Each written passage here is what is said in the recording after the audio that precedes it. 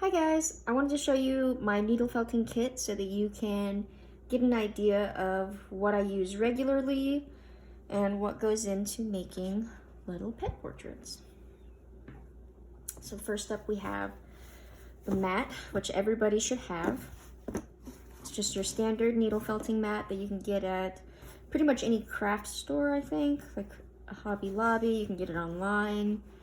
I recommend covering it with a cloth because if you don't, some of the fibers, whenever you're stabbing through your sculpture, will stick into the mat, and whenever you sculpt on it the next time, unless you clean it off, which I didn't, it'll stick to your next sculpture.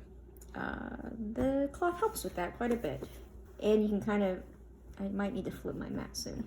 You can see how worn in it is. Well, maybe you can't so much on video. So that's my mat, and everybody should definitely have that. Here's a little kit that I got on Amazon. It was one of those starter kits that was really cheap. I was looking for finger protectors because when I started, I was stabbing myself constantly and bleeding a lot onto my little sculptures, which isn't great. And this was a really cheap kit that came with them. So I figured I should get it because it also had needle holders. It came with both of these, which I have marked one off so that I can easily see the difference since I use two different sizes and shapes as I'm felting because I like to have a detail and a heavy hitter. It didn't come with the super glue. That I got somewhere, maybe a hardware store. It also came with my little stabber, which I love and I use for just about every portrait. I use it to stab through to adhere the eyes and whenever I sculpt the noses, because they have little pegs on the back, so you have to stab into it to make a hole for them to fit in. It also came with these nice little snips that are great for kind of cleaning up little stray fibers that you don't want sticking out. I don't remember what else came with this kit, but I'll try and look it up online and oh dear, and link to it so that way you can see everything it's got. It might have come with a needle or two as well. Most basic kits do. Okay. This is my bigger kit that I got the box at a Hobby Lobby. And I like to recycle my jars. These are some of my favorite skincare jars. These have some of my nicer Taxidermy Eyes in them because they're in little baggies and I didn't want them just kind of floating around. And then I've got two more little jars. I sculpt the noses. I have them in here, and then these are the little pegs for those. Like I said, they have a peg on the back, and I sculpt the nose onto the front. I don't know if you can see those. I snipped these off of the backs of some other glass eyes that the pegs were too long, which I will show you those in a little bit. I'm also making a video about different glass eyes, so I'll talk about that a little bit in a little bit more detail. This is a set of needles that I got off of Amazon. Well, this is actually about two sets because I ordered two and then I just put them all in one. But they are color coded, so that way you know the different sizes. It comes with a little sheet. I don't know if you can see that has a guide for like what each color means and kind of what they are best used for. So I love this. I'll have a link to that for sure. I have this 3-needle sort of pen that's supposed to be for, getting a little bit more done, but I don't ever use it because it immediately runs into resistance. I just can't seem to actually felt with this, and I don't know why. It just came with standard needles, and I haven't tried swapping them out. That might help, but I don't really have a huge need for it at the moment. Maybe I'll try it again whenever I'm doing some core wool sculptures. We'll see. This is more or less the same thing, but it has more needles. Let me unlock that. Yeah, it has, let's see, 6, 7 needles. Also just the standard needles it comes with, but you can unscrew the back to swap them out. This is good if you are kind of needing a big sheet and you want to be able to sculpt pretty quickly. I don't ever use this on my animals, but like I said, it's good for sheets of stuff. So maybe for ears or something like that. I have, oh, I think this came with this little kit. Oh no, nope, I definitely bought this separately at Livingfeld. So sorry. This is a little comb that is really good.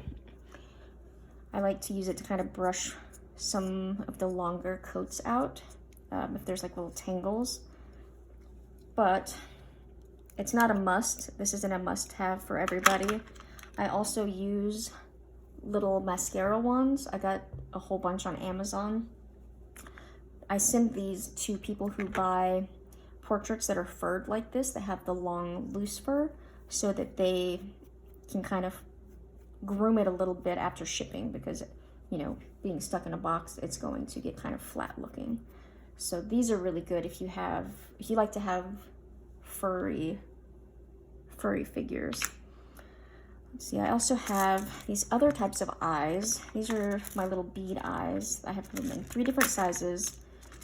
I'll cover those in my eye video, but this is one of my little sculptures of my cat chowder with those types of eyes.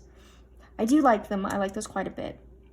I also have a bunch of brooch backs that I got at the Hobby Lobby. I have them in different sizes, and that I use for brooches, obviously, so people can wear their pet's face.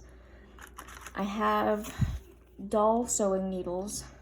I've only had a chance to use these a couple times because I had made most of my little dolls that I have currently before I realized like these were a thing. And these are very, very, very helpful because you can go through larger portions of wool, which is necessary for my dolls. I have different colored threads because the sides of my joint buttons, I like to have a thread that kind of matches the base of the limb that it's on. And I do go a little bit coarser. Let's see what size. I don't know if it'll say. It doesn't. I buy thicker thread for that, just so that way it's a little bit more durable. And as you can see, like, these are pretty big holes, so they're pretty easy to get through. I also have a little bit smaller needles, pretty good range. My sculpting tools, not all of them. There are so many sculpting tools in this house, but these are the main ones I use to sculpt the noses. I also just use Sculpey, the basic Sculpey for the noses, which is why it's kind of that beige color and not gray. But you can use whatever clay you want. I think that's it. Some more dividers. That's it for that box.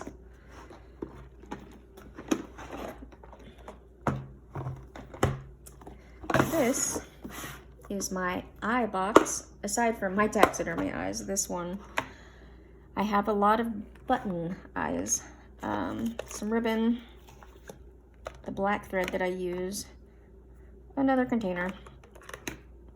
But as you can see, lots of buttons. I got this set on Amazon, and I really like these, lots of good colors. I got the rest of these buttons at Joann's in different packs. So these are about the same size as these. These are just a little bit bigger, and the holes are a little bigger, so my largest doll needle actually fits through these perfectly, whereas the holes on these are just a little bit too small. Pastels, browns, grays. I just grabbed as many different colors as I could in some different sizes so that I could experiment, because I never really know what I'm gonna need.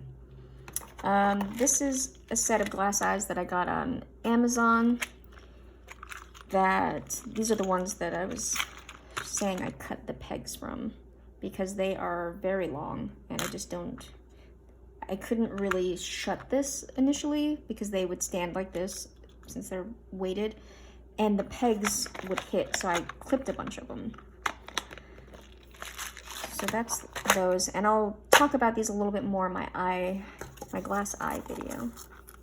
I have ribbon that I got for a specific sculpture, and it didn't really pan out, but I can still use the ribbon for any number of things, collars, just decoration, you know. Let's see, I also use, for every sculpture, I have my needle nose pliers, I have my wire snips, because my armature wire, I have, in most of my sculptures, I use this rose wire. It's got this little cloth around it. I got this at Hobby Lobby, and it's pretty long. And it's just a little bit more durable, but still posable. So I really like to use it for my portraits. But you don't necessarily have to. But I use both of these tools for my armature wire, so I can cut it to the length I need and shape it, because a lot of times I like to bend the snipped ends into circles so that they don't stab through the wool. And then a much smaller gauge, because the armature wire, like, you can just experiment, see what fits for whatever you're doing. I used this for these little toes, see how skinny they are? But the inside of the leg, see how much thicker that is? This is rose wire, and then this is the smaller gauge. The ball of this is hot glue. Hot glue is something I use fairly often. And painted. There's latex, but the latex isn't necessary. It's kind of an experimental thing. Another armature wire that a lot of people use is pipe cleaners. I got a big bag of 1,200 of them on Amazon for pretty cheap. I like these, but they don't necessarily work for everything that I do. I'm going to do a video about these as well. I also, obviously have a lot of different types of wool, but there's no sense in showing that. But I think that's it. Actually, I think that's all of my kit, the stuff that I use the most. Yeah, I guess that's it. So if you have any questions, just let me know. Thanks.